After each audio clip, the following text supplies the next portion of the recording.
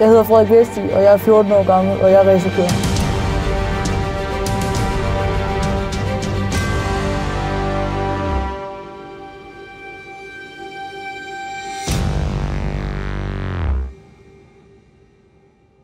I min kommende sæson skal jeg køre Formel 4.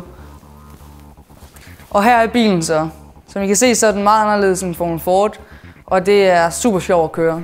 I kan se her er rattet, hvor vi har paddle shift og en masse knapper. Paddle shift, det gør, at jeg hurtigt kan skifte gear. Vi har blandt andet radio og pit limiter, så vi kan styre bilen, når vi kører ind i pitten. Bilen har også vinger, så når jeg kører i svingene, så kører jeg meget hurtigere igennem, end en Formel Ford vil gøre. Og det er super fedt at køre med. Sidste år kørte jeg Formel Ford, som er gået rigtig godt. Jeg har både lært en masse og vundet et par løb. I starten af 2016 satte jeg mig et mål, at i min sæson i Formel Ford vil jeg lære så meget som muligt.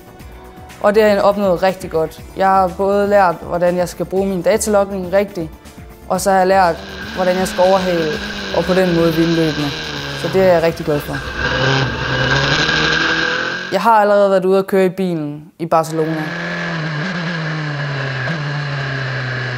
Det gik utrolig godt. Jeg kørte sammen med teamet fra Amersfoort Racing, som blandt andet har udviklet Max Verstappen. Det var en kæmpe oplevelse, og jeg lærte rigtig meget, men vigtigst af alt, jeg var den hurtigste.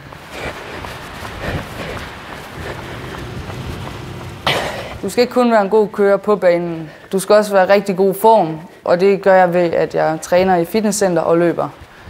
Jeg går i fitnesscenter 3 gange om ugen, og så løber jeg 2 gange om ugen. Og det fungerer rigtig godt for mig.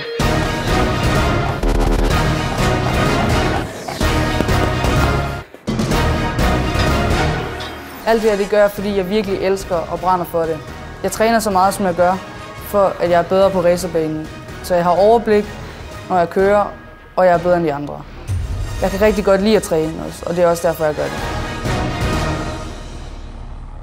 For at være så god som muligt, så arbejder jeg sammen med min drivercoach, som hedder Tommy Schrøder. Når vi arbejder, så arbejder vi meget med det mentale. Vi kører i hans simulator, hvor vi arbejder meget med overblik og linjer. Og sørg for at blive liggende ude i venstre side, så du ikke ligger og flander ned. Det at bruge en drivercoach for mig betyder, at jeg er meget mere ovenpå, når jeg er ude på banen.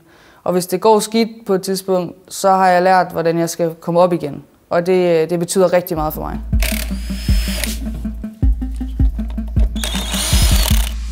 Sådan. Det er lige nu, der mig og min far, vi går og gør ren med bilen og gør den klar.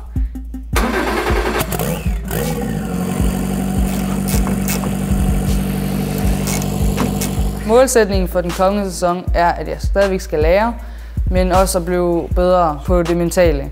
Jeg vil gerne arbejde med mig selv endnu mere, end jeg har gjort i år, for så ved jeg, at jeg kan vinde. Jeg vil også gerne have nogle resultater, og det har jeg tænkt mig at gøre sammen med min drivercoach og mit team.